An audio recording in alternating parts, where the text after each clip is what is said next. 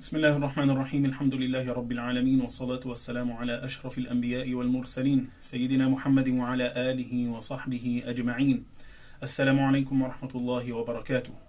My dear respected brothers and sisters, Ramadan is but days away, and this Ramadan will be like no other we have witnessed before in our lives. With the spread of the coronavirus and the lockdown, the national lockdown, and the self-isolating measures that have been introduced by the government,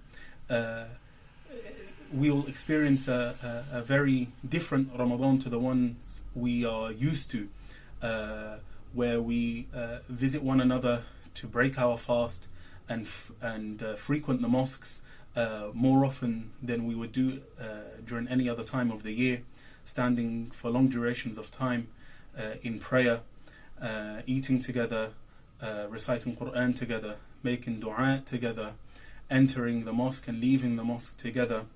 And that flavor of Ramadan will be missing this year. But we are able to observe the Taraweeh at home. We will open our fast at home with our immediate families. We will break our fast at home with our immediate family. And we will pray, inshaAllah, at home with our immediate family. It's important that we continue to follow the government guidelines to curb the spread of the coronavirus and to lessen the load on the NHS and essentially to save lives. This means that we have to continue with the social distancing measures and not leave our homes except for necessities. And we know that those necessities are food and drink and medication. And to leave home for some brief exercise whilst maintaining a 2-meter distance between yourselves and the next person. And to avoid crowds and not to leave your homes in groups of more than 2. We also have a responsibility to protect the most vulnerable amongst us, those who are elderly and those with underlying health conditions such as heart disease and lung disease and diabetes, those whose immune system is compromised, who may live with us, that we try and avoid contact with them as much as possible, or that we don't leave the home so that we don't have to avoid contact with them within our homes, and to ask family and friends to do our shopping for us and to purchase our essentials for us. We must emphasize the importance of personal hygiene and to ingrain these principles within our children from now, to wash their hands for at least 20 seconds, the front and the back of their hands, and also if they are to leave the house for a quick exercise such as riding their bike or to run, that they avoid contact with any other person.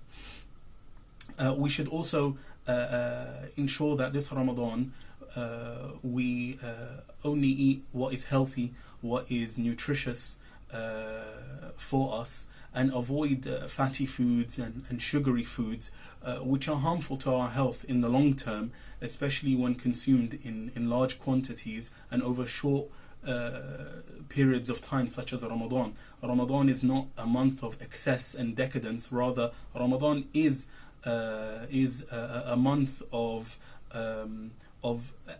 temporary self-denial and disciplining one's appetites. So I advise my brothers and my sisters to avoid anything unhealthy, unhealthy practices such as smoking, such as the chewing of qat, such as the chewing also of pan as well. These practices which become addictions and lead us to humiliate ourselves in public, to purchase and get our hands on them when they are at a premium.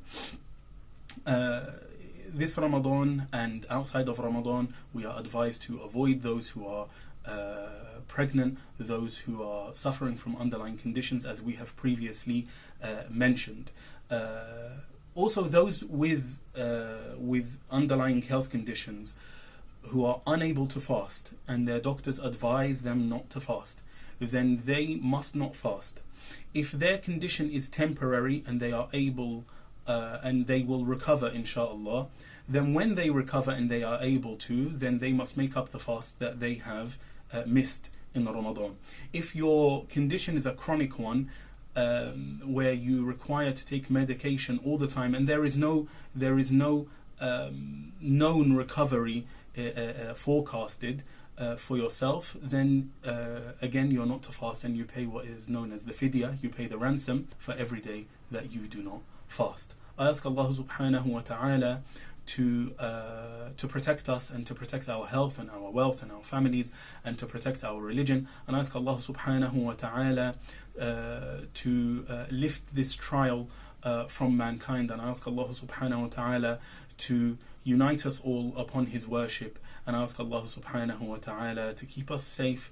And I ask Allah subhanahu wa ta'ala that He enable us to observe Laylatul Qadr and to be of those who are saved and granted paradise during His blessed month of Ramadan.